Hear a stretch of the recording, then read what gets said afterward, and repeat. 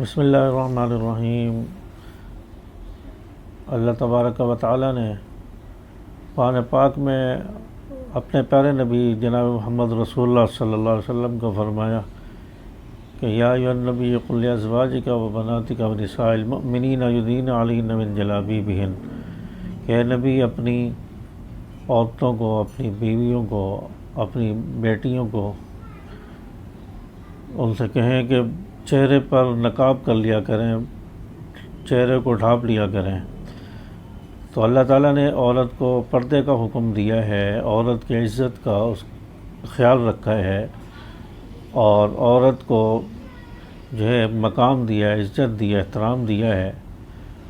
تو جہاں پر آپ علیہ الصلوۃ والسلام کے حکم کی اور قرآن پاک کے احکامات کی، اللہ کے حکم کی خلاف ورزی ہوگی، پھر وہاں عورت پر کئی سارے درندے وہ اس کو ہوس کا نشانہ بنانے کے لیے تیار رہتے ہیں اور موقع تلاش کرتے ہیں کہ کہیں سے شکار مل جائے اور ہم اس کو ہوس کا نشانہ بنائیں۔ اور اللہ تعالیٰ نے جو حکم دیا ہے مسلمان عورتوں کے لیے کہ وہ پردہ کریں، اپنے چہرے کو ڈھانپیں، اپنی جو ہے نقش و نگار کو ڈھانپیں، اپنے جسم کی حفاظت کریں، تو یہ کسی وجہ سے دیا ہے۔ تو آج ہم دیکھ رہے ہیں کہ ہمارے معاشرے کے اندر کس طرح عورت کو ہوس کا نشانہ بنایا جا رہا ہے، اور اس میں عورتوں کی بھی غلطی ہے کہ وہ کیوں کہ مردوں کے اندر، مردوں کے ہجوم میں جاتی ہے اور وہاں جا کر ویڈیوز بناتی ہے اور برہنہ قسم کا لباس جو عورتیں مردوں کو اپنی طرف مائل کرتی ہیں، تو یہ عورتوں کی بھی غلطی ہے۔ اور ایک ویڈیو وائرل کرنے کے لیے اس طرح کی ایک حرکت ہوئی ہے مینار پاکستان پر، جس کا سوشل میڈیا پر ٹرینڈ چل رہا ہے اور ویڈیوز وائرل ہو رہی ہیں۔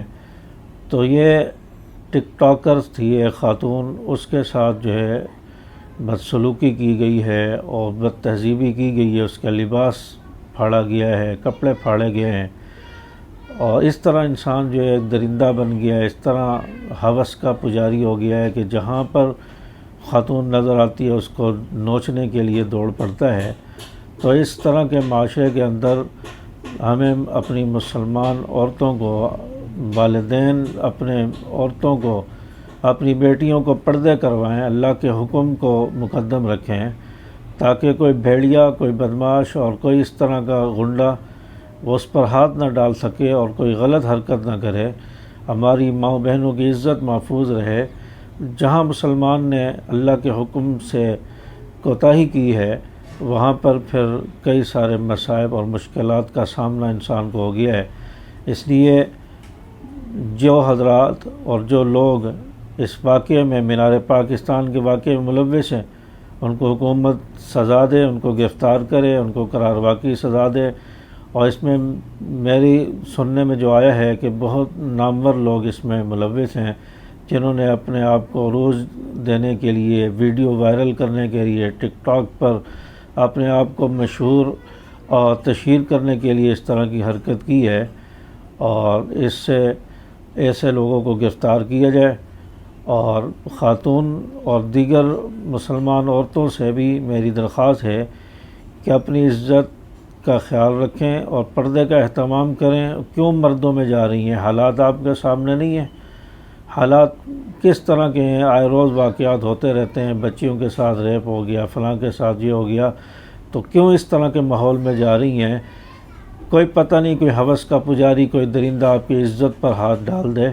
تو اس لیے مسلمان عورتوں کو بھی یہ چاہیے، ہماری خواتین کو بھی یہ چاہیے کہ مردوں کے اجتماعات میں جانے سے گریز کریں اور پردے کا اہتمام کریں۔